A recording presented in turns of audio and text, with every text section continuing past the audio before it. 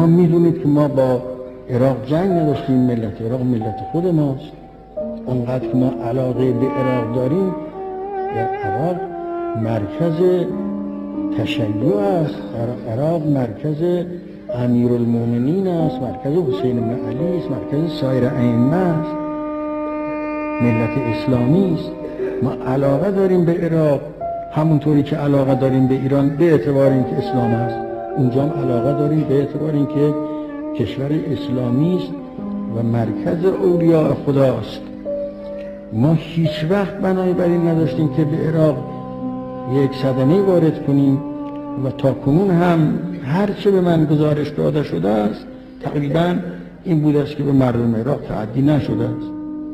اما ما چه بکنیم با یک همچه فاسدی که هم عراق را دارد به تباهی میدهد و هم ایران را به